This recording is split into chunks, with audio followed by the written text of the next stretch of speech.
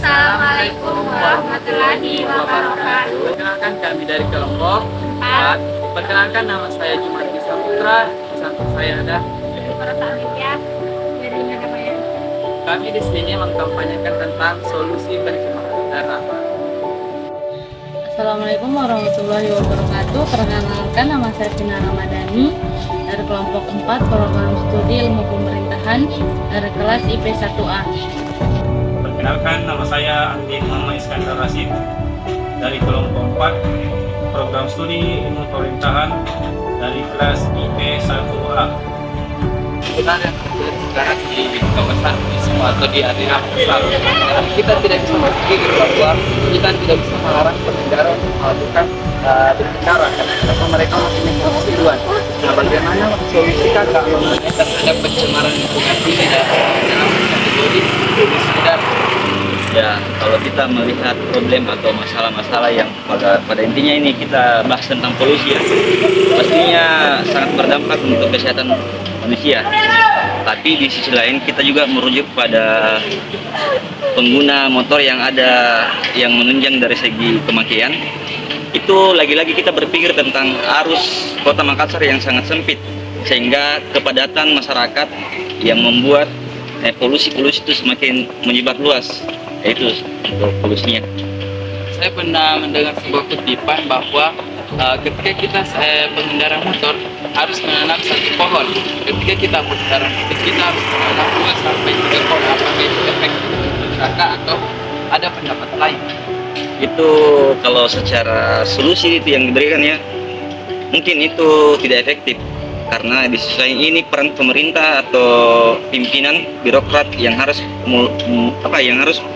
memprogramkan hal-hal yang tersebut. Itu tidak bisa dikembalikan kepada masyarakat, tapi lagi-lagi ini itu kembali kepada tujuan pemerintah untuk menciptakan solusi. Penyebab polusi itu kendaraan. Kita juga tidak bisa melarang para pengendara untuk berkendara karena mereka punya tujuan. Nah, bagaimana solusi kakak mengenai hal tersebut tentang solusi polusi udara? Jadi salah satu solusinya itu mengurangi polusi udara, khususnya di daerah Kota Makassar ya. Saya kira langkah yang diambil oleh pemerintah ini yang sedikit demi sedikit itu akan dikembangkan mengenai produk motor listrik. Saya kira itu adalah langkah yang terbaik juga. Yang kedua, untuk mengurangi polusi di Makassar ini perlulah kita sebagai generasi untuk menjaga yang namanya lingkungan itu sendiri. Itu langkah juga yang harus kita ambil. Yang kedua, yang selanjutnya kita harus mengurangi yang namanya pemasaran. Walaupun itu menjadi kebutuhan kita dalam sehari-hari, salah satunya kendaraan, maka perlu yang namanya juga pengurangan itu sendiri. Saya kira itu saja.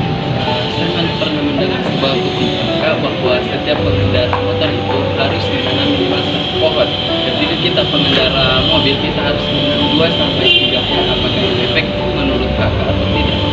Saya kira kalau kita menumbuhkan rasa kesadaran dan kita mau melakukan hal-hal apa yang menjadi kutipan yang tadi Anda lontarkan, itu sangat baik saya. Betul. Karena kenapa? Itu adalah langkah yang terbaik juga untuk mengurangi yang namanya polusi itu sendiri.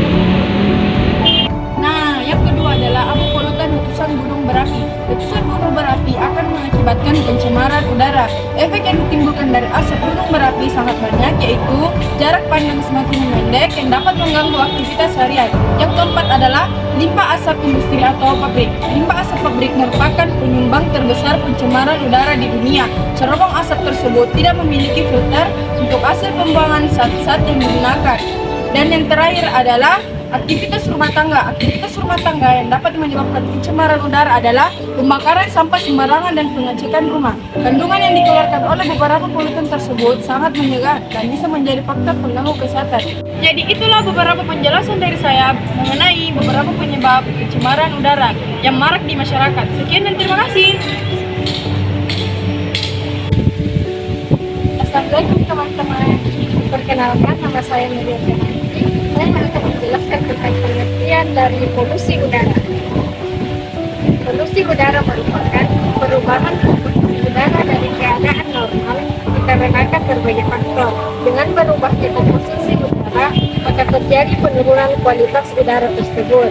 Pencemaran udara adalah terdapatnya satu atau lebih kontaminasi, yaitu debu, gas, kabut, bau, asap, dan uap di atmosfer dalam jumlah yang cukup, yang bersifat dan dalam jangka waktu yang tertentu akan membahayakan kehidupan manusia, tumbuhan, dan binatang.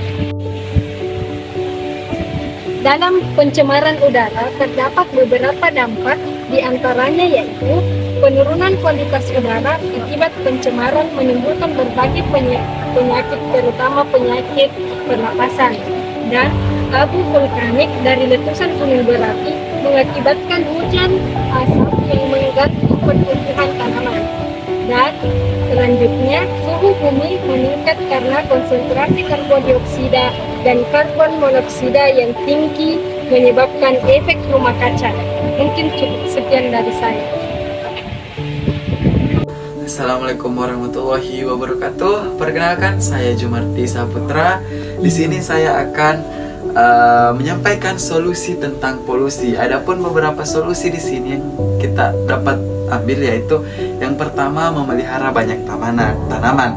Yang kedua, menghentikan kebiasaan merokok, karena merokok itu adalah suatu hal dari penyebab polusi.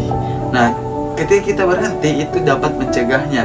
Kemudian yang kedua, kurangi emisi, atau yang ketiga, hindari membakar sampah, dan yang keempat, meningkatkan cerobong asap pabrik. Nah, di Makassar ini ada beberapa pabrik yang harus perlu menambah cerobong asapnya.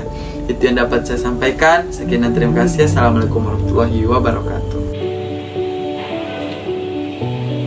Stop polusi udara, sayangi udara sebagaimana udara memberikan kehidupan kepada kita. Hentikan polusi udara sebelum kesehatan manusia menurun drastis. Pada intinya, bumi adalah milikmu, jadi perlakukan sebaik mungkin mengurangi polusi udara untuk memperpanjang umur layanan. Berhentilah mencemari udara sebelum Anda berhenti hidup. Stop polusi udara. Itulah rangkaian solusi pencemaran udara dari kelompok kami. Semoga masyarakat